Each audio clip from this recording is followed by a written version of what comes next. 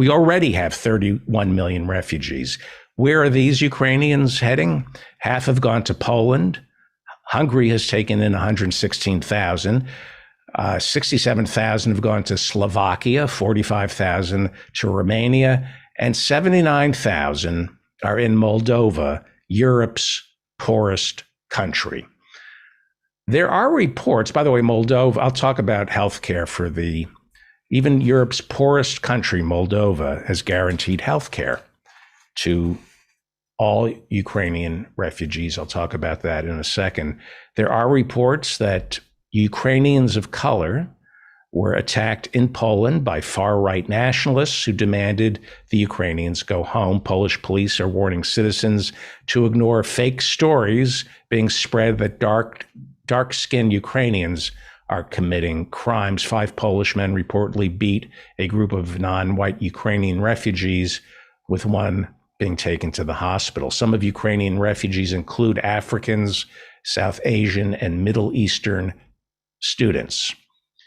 Well, let's talk about Moldova, Europe's poorest country, taking in roughly 79,000 Ukrainians and providing them with health care.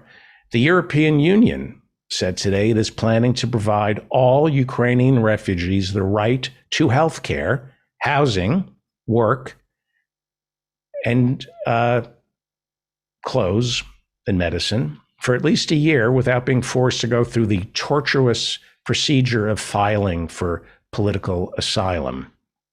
The European Union says if the situation in Ukraine continues to deteriorate, they will extend these rights an additional year.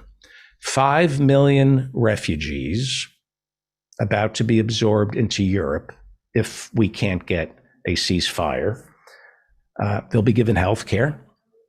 Last year, America took in 11,411 refugees. That's not a misprint.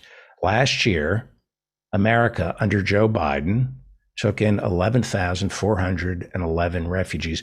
Biden wanted to bring in about 40,000, but we didn't have the staff to do this. Richest country in the history of civilization, we could not afford to bring in the 45,000 refugees last year that Joe Biden wanted. We could only afford to bring in 11,411 refugees. And you wonder why jobs go unfilled here in America. We do not take in immigrants. We do not take in refugees. Give me just a handful of your huddled masses yearning to be free, as long as they're white and can deposit a few grand into an American bank account. Richest country in the history of civilization. Not everyone is leaving Ukraine. President Zelensky has declared martial law. He issued an edict that any man between the age of 18 and 60 must stay and take arms against Russian troops. As a result, 50,000 Ukrainian citizens living abroad have returned to Ukraine to fight. 80% of them are men between the ages of 18 and 60. This invasion is wrong. It's a war crime, the same way the invasion of Panama in '89, the invasion of Iraq and Afghanistan were also war crimes. This invasion of Ukraine is a war crime, and by all accounts, the Ukrainian people are not welcoming Russian troops as liberators. Despite what Vladimir Putin says, the Ukrainian people do not want his troops on their soil. President Zelensky on Sunday announced the formation of a foreign legion comprised of soldiers from all over the world. Dmytro Kuleba, Ukraine's foreign minister, has invited foreigners willing to defend Ukraine and the world order to join his country's new international legion of territorial defense of Ukraine. So this is kind of like the Spanish Civil War, where freedom fighters from America, the Lincoln Brigade. You have people from all over Europe fighting in Spain during the Civil War. And you also have Western powers using Spain to test their weapons. This is very similar in some ways to the Spanish Civil War. We have people high up in America, NATO, Great Britain, who want to test our weapons.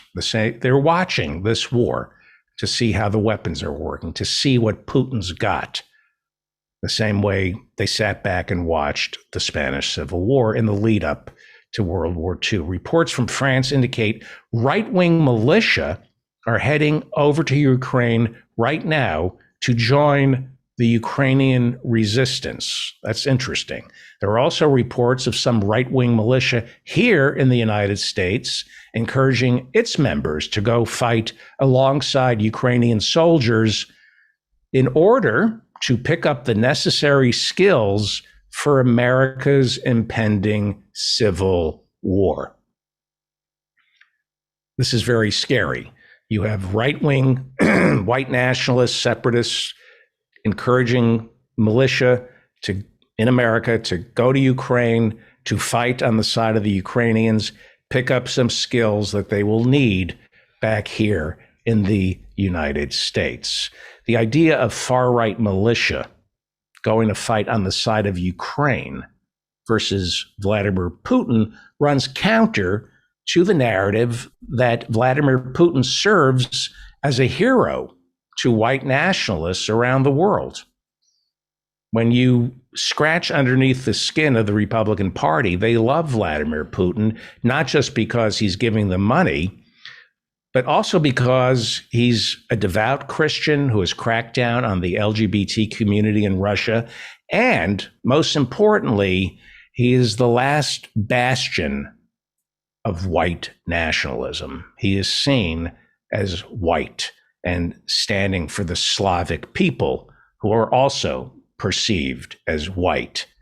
20 nations, mostly members of either NATO or the European Union, are sending weapons to Ukrainian soldiers. So this is good for business. We have 20 nations sending weapons to Ukrainian soldiers. Those weapons have to be replaced, so they'll be buying more. The New York Times reports Germany is sending shoulder-launched missiles. The Dutch are sending rocket launchers to knock Russian planes and helicopters out of the sky. Estonia is providing Javelin missiles, which are used to destroy tanks. Poland and Latvia are providing Stinger surface-to-air missiles. And the Czechs have sent machine guns, sniper rifles, pistols, and ammunition. Congratulations, all the people propping up the National Rifle Association. The Czechs have come through, buying up machine guns, sniper rifles, pistols, and ammunition. There's a lot of money to be made by keeping this war going.